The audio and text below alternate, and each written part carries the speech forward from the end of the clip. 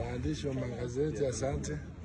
Leo hivi mimi kama vile consumer inasema, nimeita National Governing Council kufanya yale yote mmeambiwa, kufanya some amendments kwa constitution, kuinclude wanawake, kuinclude na vijana, ili tukue tayari na kisasa. Unajua kila kitu iko progressive, lazima mufanye review all the time, muone ni nini inachukua pati mbele.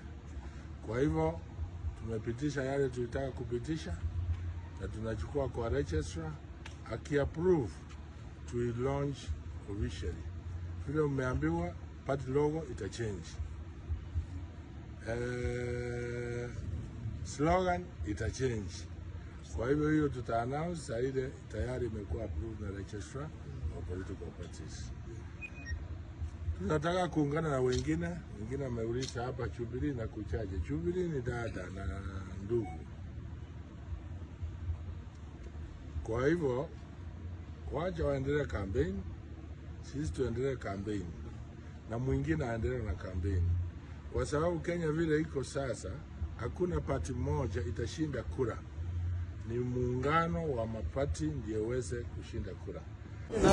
My name is Jacob Barongo Bagaka. Leo tumekuja hapa kwa mkutano wa National Governing Council. Mkutano ambao unaleta pamoja viongozi wa chama na tumeongelea mambo mengi. Vile mnajua tumefika mwaka wa siasa sasa. Siasa zimeanza na vile mnajua serikali ambayo iliyoko sasa wananchi wameikataa. And we are saying the party that will form government come 2027 will be formed by UPA and the presidential candidate is Fred Okengo Matiang'i. Na msilete mchanganyiko. Najua watu wanasema Matiang'i analetwa na Jubilee, analetwa na UPA, analetwa na chama mingi. We are saying Jubilee and many other parties will be part of the people who are forming government. But the party that will field the candidature of Fred Matiang'i will be United Progressive Alliance Party, which is the party you are seeing here. So we have come here today, number one, to review the constitution, to be able to accommodate the entire nation. Number two, we have the feelings of the Gen Zs, we have the feelings of women, and all the participants in the political or democratic space. And what we have done today is to align ourselves to the needs of Kenyans. And number one, we have changed our constitution, vipengele fulani ambavyo tunafikiri tunafaa kuongeza the youths into the system, kuongeza wamama na wale ambao wanaishi na ulemavu. Na sasa constitution yetu inaangalia mambo yote. Number two, tumeangalia pia mambo ambayo yanalenga wale ambao wanafanya kazi. Mambo ya payslip, watu ambao wamekatwa taxes na wanalia kwa sasa.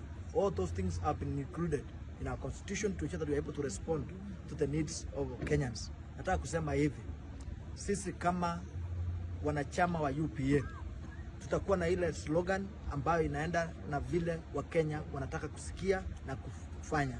Na pia rais wetu mtarajiwa ambayo ni Fred Okengo Matiang'i ambaye anachukua serikali 2027, na pia tunaambia yule amesema anaenda kufanya ukulima, Mheshimiwa William Ruto anaenda afanye ukulima na atakuwa leader of opposition kama 2027, na kuwa tayari tuanze kazi safi ya kuosha Kenya na kuitengeneza ili iwe nchi ambayo kila Mkenya anajivunia. Asante.